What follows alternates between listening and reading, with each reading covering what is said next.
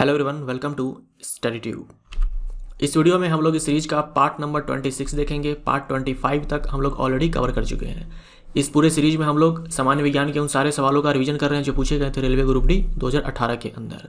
अब तक मैंने जितने भी पार्ट्स अपलोड किए हैं पार्ट 25 तक, इन सबको देखने के लिए आप चैनल के प्लेलिस्ट को चेक कर सकते हो। Question bank RRB group D 2018 नाम से एक प्लेलिस्ट मिलेगा, सारे ही पार्ट्स आपको उसमें मिल जाएंगे। तो आप उस प्लेलिस्ट को चेक करो और सारे पार्ट्स आप देख सकते हो। इस पूरे सीरीज में हम लोगों ने अब तक 830 सवाल कवर किए हैं। 831 से हम लोग आज आगे बढ़ेंगे। यह कोई वस्तु तैरती है, यह नहीं होगा यहाँ पर, यदि होगा। यदि कोई वस्तु तैरती है तो वस्तु पर जल द्वारा, वस्तु तैर रही है तो वस्तु पर जल द्वारा लगाए जाने वाले उत्क्षेप बल डैश होगा। उत्क्षेप बल को हम लोग अपथ्रस्ट फोर्स बोलते हैं। अपथ्रस्ट फोर्स, जब हम किसी वस्तु को जल में डुबोते हैं तो जल भी उस वस्तु पर ऊपर की ओर बल लगाता है, जिसे हम लोग बोलते हैं अपथ्रस्ट फोर्स। डैश होगा। तो वस्तु तैर रही है, जब वस्तु तैर रही है तो वस्तु का भार और अपथ्रस्ट फोर्स ये आपस में बराबर होते हैं। वस्तु का भार और ये जो अपथ्रस्ट फोर्स है ये आपस में बराबर होते हैं। अगर वस्तु डूब जाती है तो डेफिनेटली वस्तु का जो भार होगा वो अधिक होगा अपथ्रस्ट फोर्स से। यानी नीचे वाला जो फोर्स है, जो भार है, वो भी एक बल है जो कि नीचे की ओर काम करता है। तो भार अगर अधिक होगा तो वस्तु नीचे की ओर डूब जाएगा, तैरेगा नहीं। और जब अपथ्रस्ट यानी कि उत्क्षेप बल और भार आपस में बराबर होंगे तब वस्तु तैरने लगेगा जल में। आर्किमिडीज के बारे में यहाँ पर कुछ बातें लिखी हुई है जो आपको पढ़ने हैं। एक बार बस पढ़ लो, आप वीडियो पॉज कर लो और एक बार इसको रीडिंग दे दो, क्योंकि यहाँ से सवाल पूछे जा सकते हैं आपके एग्जाम में। स्पायरोगैरा और प्लेनेरिया डैश में होता है। स्पायरोगैरा और प्लेनेरिया में डैश होता है। स्पायरोगैरा के अंदर होता है खंडन। खंडन को हम लोग अंग्रेजी में बोलेंगे फ्रेगमेंटेशन। फ्रेगमेंटेशन जिसे एनसीईआरटी में हिंदी में कहा गया है खंडन। और प्लेनेरिया के अंदर होता है रीजेनरेशन यानी कि पुनर्जनन। अब देखो, बोर्ड वाले ने इन दोनों के लिए आंसर पुनर्जनन दिया है, यानी स्पायरोगैरा और प्लेनेरिया दोनों में पुनर्जनन होता है। लेकिन ऐसा नहीं है, मैं यहाँ पर कोई भी आंसर टिक नहीं मार रहा हूँ। स्पायरोगैरा के अंदर आप ध्यान रखेंगे खंडन स्पायरोगैरा ये एल्गी है, शैवाल है। और प्लेनेरिया यहाँ पर देखो आप, इसके अंदर होता है रीजेनरेशन। तो ये चीज़ आप ध्यान में रखेंगे। प्लेनेरिया के अंदर होगा पुनर्जनन और स्पायरोगैरा के अंदर होगा खंडन। अलैंगिक जनन कई प्रकार के होते हैं। अलैंगिक जनन कई प्रकार के होते हैं, जिसमें पहला है विखंडन, जो कि 2 प्रकार के होते हैं आप खुद में, द्विविखंडन और बहुविखंडन। ये सारे द्विविखंडन करते हैं, यानी एक से ये 2 हो जाते हैं, जैसे कि अमीबा, लिशमेनिया जिसके कारण कालाजर होता है, पैरामीशियम। उसके बाद बहुविखंडन प्लाज्मोडियम जो जिसके कारण मलेरिया होता है। उसके बाद है खंडन यानी कि फ्रेगमेंटेशन, यह है विखंडन। विखंडन का मतलब फिजन। विखंडन को हम लोग अंग्रेजी में बोलते हैं फिजन और खंडन को बोलते हैं फ्रेगमेंटेशन। तो स्पायरोगैरा के अंदर क्या होगा? खंडन होगा। पुनर्जनन प्लेनेरिया के अंदर होगा, हाइड्रा के अंदर होगा। और मुकुलन हाइड्रा के अंदर और खमीर के अंदर होगा। और बीजाणु समासंग जो कि पिछले वीडियो में आया था, एस्परजिलस, राइजोपस, इसके अंदर होगा। तो ये सारे अलैंगिक जनन के प्रकार हैं और इनके एग्जाम्पल्स हैं जो आपको अच्छे से ध्यान में रखने हैं। किस प्रकार के उत्तक में एक समान कार्य करने वाली विभिन्न प्रकार की कोशिकाएं होती है? हम लोग उत्तक की परिभाषा क्या देते हैं? उत्तक वैसे कोशिकाओं का समूह होता है जो एक ही प्रकार के होते हैं और एक ही तरह के कार्य करते हैं। जनरली उत्तक की परिभाषा हम लोग यही देते हैं। लेकिन पादपों में जो जटिल उत्तक होता है, प्लांट्स के अंदर जो जटिल उत्तक होता है, कॉम्प्लेक्स टिश्यू होता है, कॉम्प्लेक्स परमानेंट टिश्यू होता है, जैसे कि जाइलम हो गया, फ्लोएम हो गया, इन सब में क्या होगा कि कोशिकाएं अलग अलग प्रकार की होती है और इनका कार्य भी अलग अलग होता है। जैसे यहाँ देखो, ये फ्लोएम टिश्यू है, प्लांट के अंदर ये फ्लोएम टिश्यू है। इसमें आपको सीव ट्यूब मिलेगा यानी कि सीव नलिका। उसके बाद कंपेनियन सेल्स मिलेंगे यानी कि साथी कोशिका। उसके बाद फ्लोएम पैरेन्काइमा और एक और होता है फ्लोएम फाइबर्स। Phloem fibres. तो ये सारे आपको ध्यान में रखने हैं, सीव नलिका, साथी कोशिका, फ्लोएम पैरेन्काइमा और फ्लोएम फाइबर्स। अब ये जो चारों एलिमेंट्स हैं, ये चारों जो कंपोनेंट्स हैं, ये अलग अलग प्रकार की कोशिकाओं से मिलकर के बने होते हैं। फ्लोएम फाइबर्स के जो सेल्स होते हैं वो डेड होते हैं। फ्लोएम फाइबर्स के जो सेल्स होते हैं वो डेड होते हैं। लेकिन ये सीव नलिका, कंपेनियन सेल्स, फ्लोएम पैरेन्काइमा, इन सब के जो सेल्स होते हैं वो लिविंग होते हैं। ये चीज़ भी आपको ध्यान में रखना है। सीव नलिका और कंपेनियन सेल्स, इनका काम होता है भोजन का संवहन करना, यानी कि फूड को ट्रांसलोकेट करना, एक स्थान से दूसरे स्थान तक लेकर के जाना। फ्लोएम पैरेन्काइमा का काम होता है फूड को स्टोर करना। और ये जो फ्लोएम फाइबर्स हैं यानी कि फ्लोएम रेशे, इनका काम होता है स्ट्रेंथ देना, मैकेनिकल स्ट्रेंथ प्रोवाइड करना, यांत्रिक सहारा देना। स्लैक्ट लाइम बनाने के लिए पानी के साथ प्रबलता से प्रतिक्रिया करता है। तो ये आंसर हमारा बी हो जाएगा। ये कैल्शियम ऑक्साइड है, कली चूना है। जब ये पानी के साथ प्रतिक्रिया करेगा तो क्या बनेगा, ये कैल्शियम हाइड्रोक्साइड बनेगा। कैल्शियम हाइड्रोक्साइड को हम लोग स्लैक्ट लाइम बोलते हैं, भखरा चूना बोलते हैं, बुझा हुआ चूना बोलते हैं। ओम मीटर डैश की एसआई इकाई है। ओम मीटर आप जानते हो प्रतिरोध बराबर होता है प्रतिरोधकता, लंबाई और बट्टे में क्षेत्रफल। ये प्रतिरोध है, एसआई मात्रक इसका ओम होता है। लंबाई है, लंबाई का एसआई मात्रक मीटर होता है और क्षेत्रफल का मीटर स्क्वायर होता है। ये 2 से ये एम, एक एम खत्म हो जाएगा, यहाँ से रो बराबर हमारा आ जाएगा ओम मीटर। तो ये जो प्रतिरोधकता है इसी का एसआई मात्रक होता है ओम मीटर। ओम मीटर जो एसआई मात्रक है वो है प्रतिरोधकता का, यानी कि रेजिस्टिविटी का। ये है रेजिस्टेंस और ये है रेजिस्टिविटी। हवा के दबाव को आप क्या कहेंगे? हवा के दबाव को हम लोग क्या बोलते हैं? वायुमंडलीय दाब बोलते हैं, एटमॉस्फेरिक प्रेशर बोलते हैं। ये एक सवाल आपके एग्जाम में पूछा गया था जेनेटिक्स से, अनुवांशिकी से। ये सवाल आधा अधूरा है, एनसीईआरटी का सवाल है। एनसीईआरटी में एग्जैक्ट यही सवाल दे रखा है, लेकिन फिर भी यहाँ पर ये आधा अधूरा सवाल पूछा गया है। आप इस सवाल को देखने के लिए क्या करेंगे, यहाँ पर एक आई बटन दिखेगा आपको, ऊपर में दाएं साइड में कोने पर एक आई बटन दिखेगा, वहाँ पर एक वीडियो मिलेगा जेनेटिक्स का। उस वीडियो पर क्लिक करके आप क्वेश्चन नंबर 50 देख लो, ठीक है। क्वेश्चन नंबर 50 देख लो, वहाँ पर पूरा कंप्लीट सवाल है, आधा अधूरा नहीं है। वहाँ मैंने सवाल को सॉल्व किया हुआ है, आप वहाँ से देख ले। थोड़ा सा टाइम टेकिंग है तो मैं चाहता हूँ कि आप यहाँ पर देख लो। पहले से मैंने करवाया हुआ है सेम टू सेम, तो आप इसको इस पर क्लिक करके देख लो। पहले आप ये पूरा वीडियो देख लो, उसके बाद इस आई बटन पर क्लिक करना और क्वेश्चन नंबर 50 को देख लेना। किसी तत्व का विद्युत विन्यास 285 है तो इसकी परमाणु संख्या ज्ञात कीजिए। 285 क्या है? ये इलेक्ट्रॉन है। टोटल 15 इलेक्ट्रॉन है, तो 15 इलेक्ट्रॉन है तो 15 प्रोटॉन भी होंगे, और 15 प्रोटॉन है तो 15 एटॉमिक नंबर भी हो जाएगा। परमाणु संख्या 15 हो जाएगा। बी हमारा right answer. Lichen plant dash division से संबंधित है। देखिए लाइकेन के बारे में आप क्या जानते हो कि ये जो लाइकेन होता है ये एक सिम्बायोटिक एसोसिएशन होता है, सहजीवी संबंध होता है। किसके किसके बीच में? कवक के बीच में, कवक और शैवाल के बीच में। शैवाल की जगह पर यहाँ पर ब्लू ग्रीन एल्गी भी हो सकता है, यानी कि नील हरित शैवाल भी हो सकता है, या फिर कोई थैलोफाइट भी हो सकता है। ब्लू ग्रीन एल्गी जो कि किंगडम मोनेडा के अंदर आएगा। ये जो कवक है ये किंगडम फंजाई के अंदर आएगा, यानी कवक जगत के अंदर आएगा। ये किंगडम मोनेडा के अंदर आएगा। और अगर कोई दूसरा शैवाल हुआ नील हरित शैवाल के अलावा तो थैलोफाइटा समूह के अंदर आएगा, यानी कि प्लांट किंगडम के अंदर आएगा।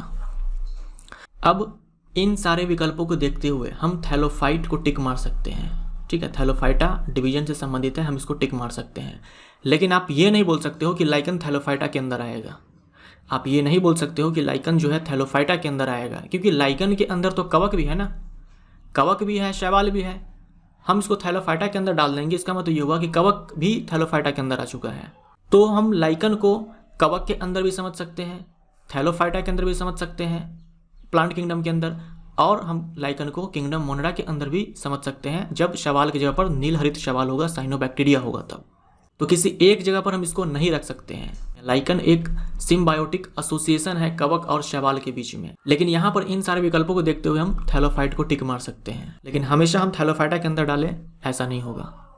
जब बैरोमीटर की परत यानी कि पाठ्यांक यहाँ पर, ठीक है, परत का मतलब यहाँ पर क्या हो जाएगा?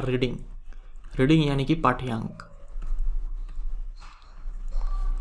जब बैरोमीटर जो कि वायुमंडलीय दाब मापने वाला यंत्र है, जब बैरोमीटर की रीडिंग अचानक घट जाती है, अगर बैरोमीटर की रीडिंग अचानक से घट जाती है इसका मतलब आंधी आने की संभावना है। अगर धीरे धीरे घटती है, अचानक घट गई तो आंधी आने की संभावना है। अगर धीरे धीरे रीडिंग नीचे आती है इसका मतलब हुआ वर्षा होने की संभावना है। और धीरे धीरे अगर ऊपर चढ़ती है तो इसका मतलब होता है दिन साफ रहने वाला है। आधुनिक पीरियोडिक टेबल में सिलिकन को डैश और डैश के बीच रखा गया है। सिलिकन जो कि उपधातु है, एटॉमिक नंबर 14 है, कार्बन ग्रुप का ये तत्व है।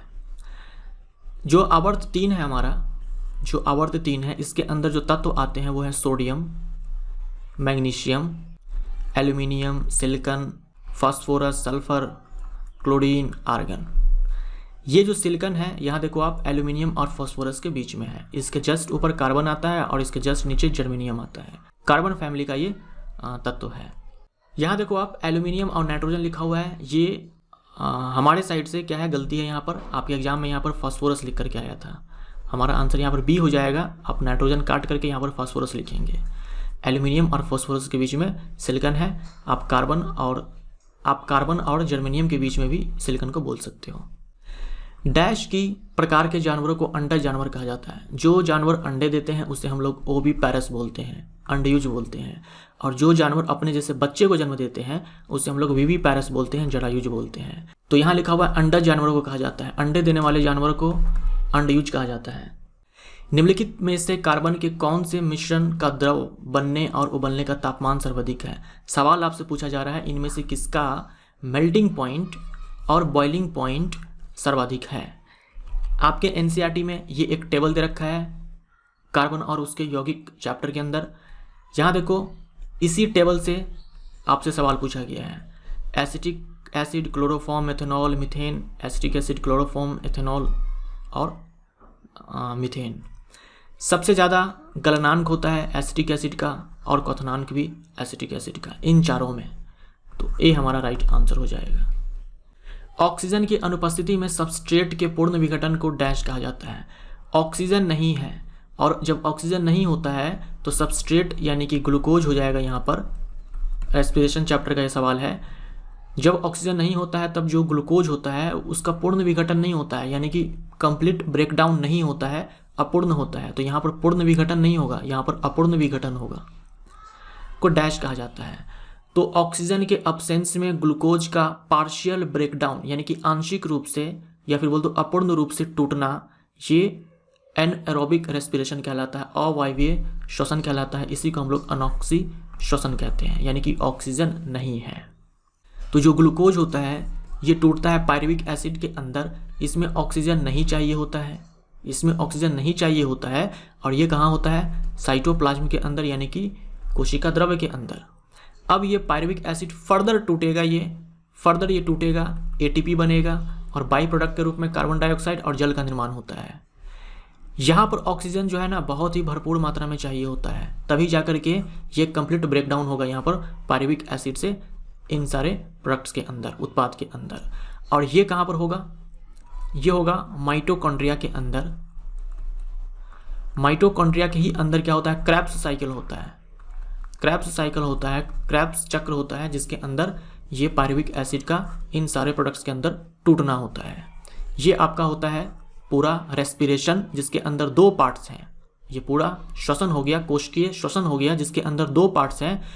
ये वाला जो पार्ट है ये है आपका अवायवीय श्वसन या फिर बोल दो अनॉक्सी श्वसन, एनारोबिक रेस्पिरेशन। और ये जो पार्ट है आपका हो गया ऑक्सी श्वसन यानी कि एरोबिक रेस्पिरेशन यानी कि वायवीय श्वसन। डैश सबसे अधिक तन्य धातु है। तो जो गोल्ड होता है, सोना होता है, ये सबसे अधिक तन्य धातु भी है और सबसे अधिक आघात वर्धनीय धातु भी है। एक बल्ब है, फिलामेंट के द्वारा 5 मिनट में 0.8 एम्पियर की धारा खींची जाती है। परिपथ के माध्यम से प्रवाहित होने वाले विद्युत आवेश की मात्रा ज्ञात कीजिए। आपको विद्युत आवेश चाहिए, इस दोनों को मल्टीप्लाई कर दो। Q बराबर होता है हमारा I इंटू में T होता है। I का वैल्यू 0.8 दे रखा है, T का मान 5 मिनट दे रखा है। तो आप क्या करेंगे? इसको कन्वर्ट करेंगे सेकंड में, क्योंकि आपको आंसर चाहिए कूलम में। आवेश का एसआई मात्रक होता है कूलम में। जब आपको आंसर चाहिए होता है एसआई मात्रक में, तो सवाल को बनाने टाइम हर एक जो राशि होगा, भौतिक राशि, उन सब को हम लोग एसआई मात्रक में ही डालेंगे। 240 कूलम हमारा राइट आंसर आ जाएगा। मनुष्य के आवाज़ की ध्वनि डैश के द्वारा वोकल कॉर्ड से उत्पादित होती है। देखो, ध्वनि का जो प्रोडक्शन है, ध्वनि का जो उत्पादन है, तभी होगा जब होगा कंपन, तभी होगा जब होगा वाइब्रेशन। हमारे गले से आवाज़ निकलती है क्योंकि हमारे गले में वोकल कॉर्ड होता है जो कि वाइब्रेट करता है, जो कि कंपन करता है और साउंड का वहाँ पर प्रोडक्शन होता है। कैल्शियम ऑक्साइड का आणविक सूत्र है कैल्शियम ऑक्साइड, जिसे हम लोग कली चूना बोलते हैं, बिना बुझा हुआ चूना बोलते हैं। बी हमारा राइट आंसर हो जाएगा। वनस्पति ऊतक का परिपक्वता पर जीवित प्रोटोप्लाज्म धारण नहीं करता, यानी एक प्लांट टिश्यू है जिसका जो प्रोटोप्लाज्म है, जीव द्रव्य है, वो जीवित नहीं है, वो मर चुका है। मर चुका है का मतलब क्या हुआ? जो सेल है, यानी इस टिश्यू का जो सेल है वो डेड कर चुका है। सेल अगर डेड कर चुका है तो डेड सेल वाला स्क्लेरन काइमा होता है। सी हमारा राइट आंसर हो जाएगा। दृढ़ ऊतक यानी कि स्क्लेरन काइमा। निम्न में से कौन सा या कौन से कथन सत्य है?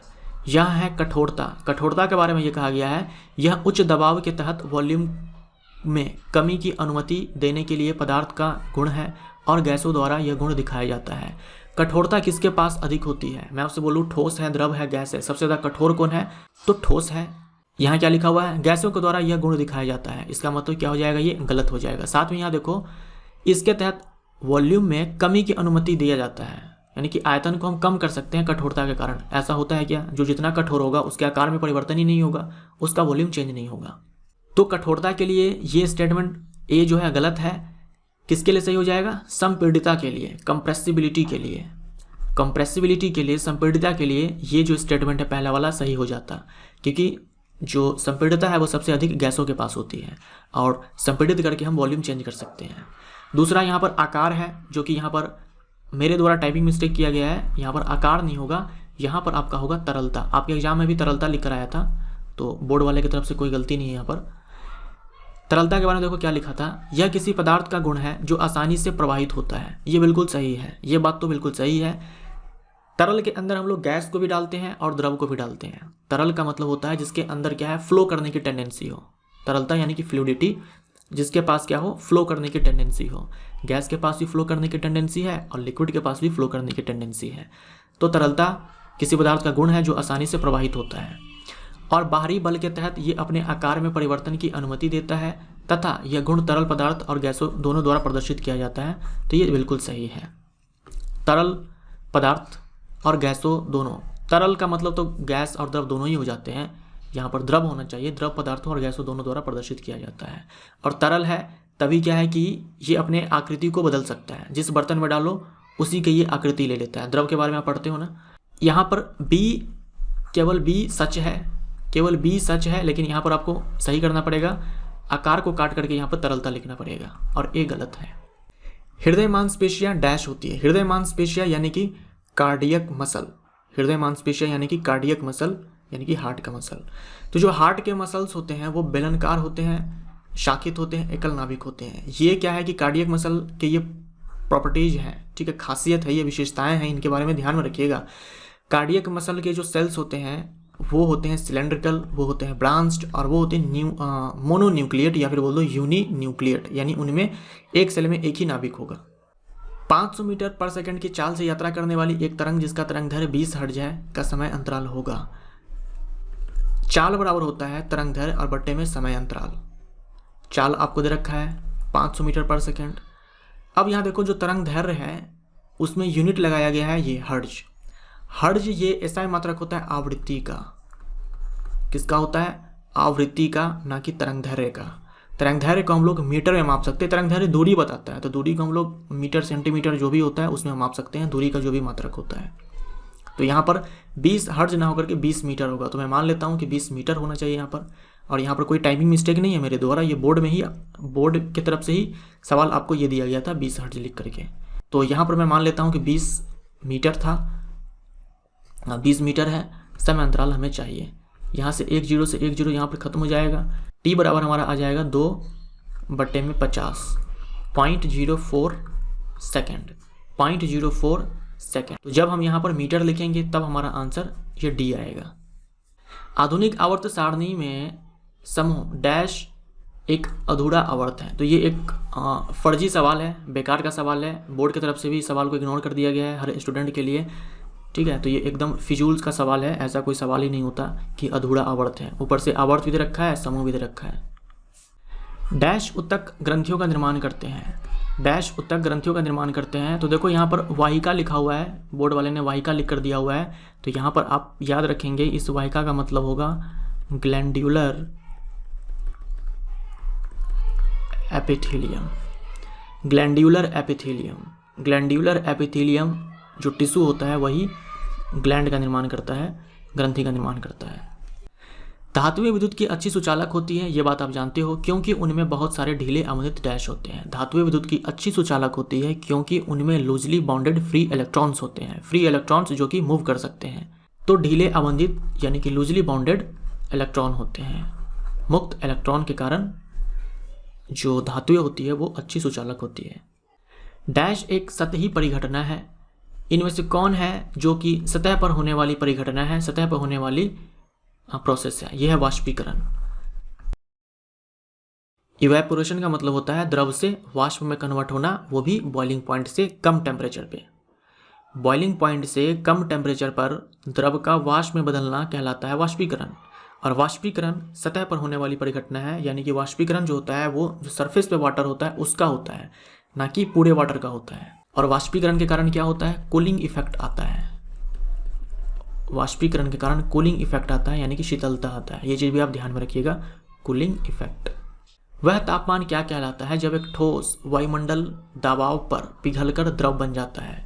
ठोस पिघलकर द्रव बन गया, ठोस पिघलकर द्रव बन गया, यानी कि ये क्या हुआ? गल गया। इसको बोलते हैं गलना। गलना होता है गलनांक पर, तो ए हमारा राइट आंसर हो जाएगा। डैश ऑक्सीजन की मदद से होता है। यह ग्लूकोज के CO2 और H2O में पूर्ण विघटन के लिए जिम्मेदार है। थोड़ी देर पहले मैंने आपसे कहा क्या हो जाएगा यहाँ पर? ऑक्सीश्वसन।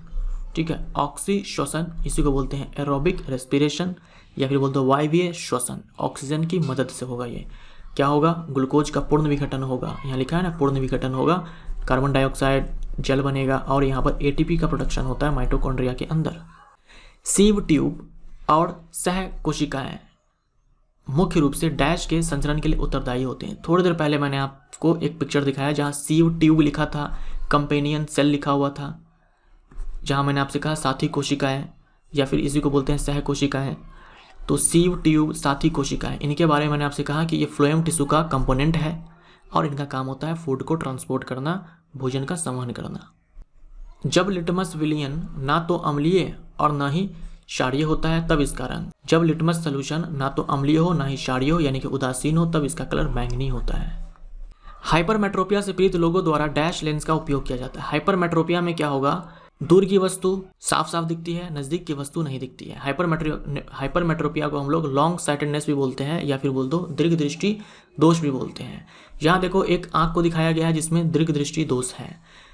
इसमें देखो नज़दीक की वस्तु जब देखा गया तो प्रतिबिंब रेटिना पे ना बन करके कहाँ बन रहा है? रेटिना के बाद बन रहा है। देखिए प्रतिबिंब का निर्माण अच्छे से या फिर बोल दो वस्तु साफ साफ दिखाई तभी देती है जब प्रतिबिंब का निर्माण रेटिना पे होना चाहिए। निकट दृष्टि दीर्घ दृष्टि दोष है ये। नज़दीक की वस्तु साफ साफ नहीं दिखती है क्योंकि नज़दीक की वस्तु जब देखने के लिए बंदा आंख खोलता है तो उसका प्रतिबिंब कहाँ पे बनता है? रेटिना के बाद बनता है। लेकिन बनना कहाँ चाहिए था? रेटिना पे बनना चाहिए था। इसको सही करने के लिए यहाँ पर देखो उत्तल लेंस का इस्तेमाल किया गया है, कॉन्वेक्स लेंस का इस्तेमाल किया गया है। जब कॉन्वेक्स लेंस को डाला गया बीच में तब प्रतिबिंब का निर्माण देखो रेटिना पे वापस से बनने लगा। अब वस्तुएं साफ साफ दिखने वाली है। 3 तत्व XYZ के इलेक्ट्रॉनिक विन्यास क्रमशः यदि रखे हैं तो Z एक है। Z का इलेक्ट्रॉनिक विन्यास 2 8 8 है, तो 8 2 10 18। 18 इलेक्ट्रॉन है तो 18 प्रोटॉन हो जाएगा, 18 इसका एटॉमिक नंबर हो जाएगा। 18 एटॉमिक नंबर आर्गन का होता है जो कि निष्क्रिय गैस है। उत्क्षेप बल और भार कार्य करते हैं। इस वीडियो का पहला ही सवाल था जहां मैंने आपसे कहा कि जब आप किसी वस्तु को जल में डुबोते हो तो वस्तु का भार नीचे की ओर काम करता है और जल उस वस्तु पर ऊपर की ओर बल लगाता है जिसे हम लोग उत्क्षेप बल अपथ्रस्ट फोर्स कहते हैं। तो देखो अपथ्रस्ट फोर्स ऊपर की ओर दिखाया गया है जो कि जल द्वारा लगाया गया है और ये वस्तु का भार है। वस्तु का भार बोले तो इस वस्तु पर पृथ्वी के द्वारा लगाया गया गुरुत्वाकर्षण बल है जो कि हमेशा नीचे की ओर काम करता है, तो विपरीत दिशाओं में हो जाएगा। 10 वोल्ट के विभवांतर वाले 2 बिंदु पर 5 कूलम के चार्ज को स्थानांतरित करने में कितना कार्य करना पड़ता है? पिछले वीडियो में भी एक सवाल आया था इस तरह का। W = Q इंटू में V हो जाएगा। Q का वैल्यू 5 है, V का वैल्यू 10 है, तो 50 जूल हमारा आंसर हो जाएगा। किसी भी माध्यम में जैसे ही हम डैश बढ़ाते हैं ध्वनि की गति बढ़ जाती है। किसी भी माध्यम में जैसे ही हम माध्यम का तापमान बढ़ाते हैं ध्वनि की गति बढ़ जाती है। टेम्परेचर बढ़ाने से साउंड की स्पीड बढ़ती है। क्लोरीन गैस के क्लोरीन के 2 समस्थानिकों का मिश्रण है। जो क्लोरीन गैस हम लोग बोलते हैं जिसका जो हम मास लेते हैं 35.5 लेते हैं, इनमें क्लोरीन के 2 समस्थानिक का मिश्रण है जो कि 3:1 के रेशियो में मिले होते हैं। ये 2 समस्थानिक कौन से हैं ये ध्यान में रखिएगा। जो क्लोरीन गैस हम लोग बोलते हैं जिसका जो हम मास लेते हैं 30.55 लेते हैं, इनमें क्लोरीन के 2 समस्थानिक कौन कौन से हैं? तो एक क्लोरीन 35 है और दूसरा क्लोरीन 37 है। ये दोनों समस्थानिक है क्योंकि दोनों का एटॉमिक नंबर देखो सब सेम ही है, 17 17 17। तो 2 समस्थानिक है क्लोरीन 35 क्लोरीन 37। परसेंटेज में भी आपसे पूछा जा सकता है क्लोरीन 35 इतना परसेंट, क्योंकि ये 3:1 के रेशियो में है ना, 3:1 के रेशियो में है, तो एक होगा 75% के आसपास और दूसरा होगा 25% के आसपास, जो कि यहाँ पर लिखा भी हुआ है। तो क्लोरीन 35 ये 75% के आसपास और क्लोरीन 37 ये 25% के आसपास होता है। Chlorine 35 and chlorine 37। गुरुत्व बल डैश के बीच आकर्षण बल द्वारा परिभाषित होता है। गुरुत्व बल यानी कि ग्रेविटी, यानी कि फोर्स ऑफ ग्रेविटी या फिर सिंपली ग्रेविटी बोल दो। तो जब हम ग्रेविटी बोलते हैं इसका मतलब क्या होता है, पृथ्वी, ठीक है, पृथ्वी और किसी भी आप ऑब्जेक्ट को उठा लो, पृथ्वी के पास अपना द्रव्यमान है, कोई भी ऑब्जेक्ट उठा लो, कोई भी वस्तु उठा लो, आप दुनिया का कोई भी वस्तु उठा लो, उसके और पृथ्वी के बीच जो ग्रेविटेशनल फोर्स होता है उसी को हम लोग गुरुत्व बल बोलते हैं। तो जो गुरुत्व बल होता है या फिर गुरुत्वाकर्षण बल होता है वो दो द्रव्यमानों के बीच में काम करता है, दो आवेशों के बीच में जो काम करता है उसे हम बोलते हैं स्थिर वैद्युत बल, यानी कि इलेक्ट्रोस्टैटिक फोर्स। इलेक्ट्रोस्टैटिक फोर्स, स्थिर वैद्युत बल।